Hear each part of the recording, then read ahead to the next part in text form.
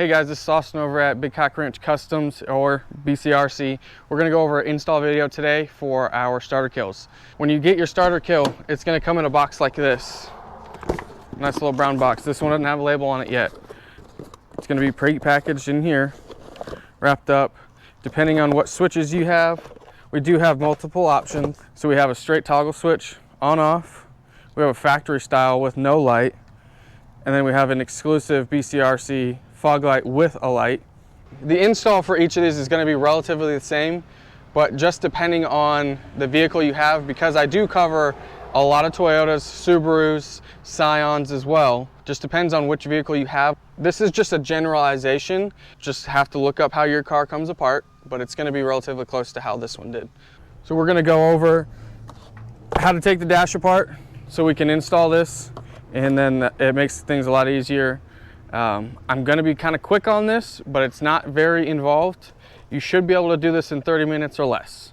All right, so we have a couple tools. We have a drill here, a flathead screwdriver, another prying tool, and then we have a 10 mil socket. This should be all that you need. So specifically on 3rd gen 4Runners, you have 4 10 mil bolts that hold the crash panel in. So we're going to zip these off.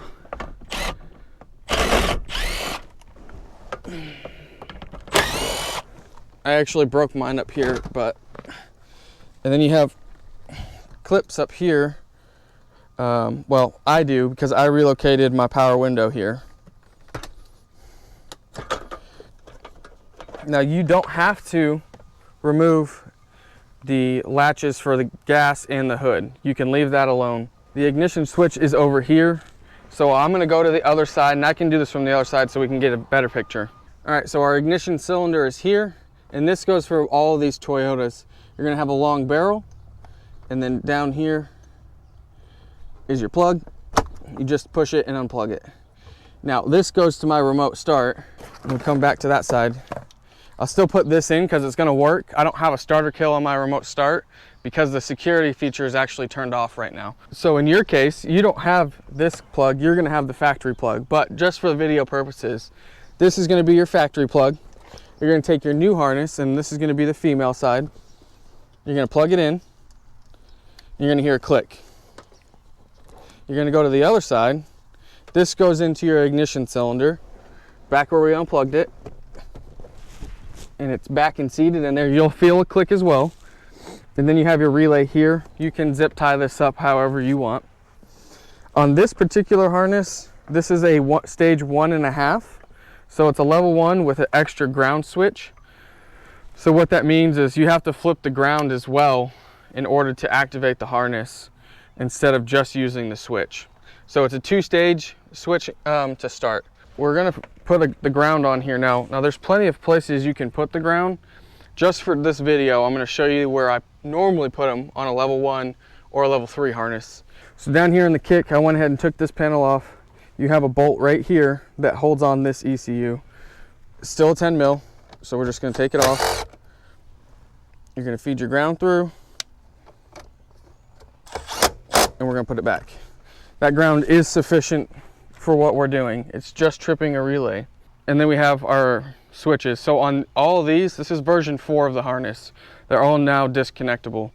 So what you can do is just connect this in here. In my case, I have an open slot here, so we'll push this in here and it fits tight. And you can put it whichever orientation you want. It's up to you. We'll put this in. So I flipped it around because that's how most people are going to see it. When you push the switch on, the light will come on. So that's what we're going to do. So when you go to start the vehicle, you're going to turn the key. See, the key won't start now.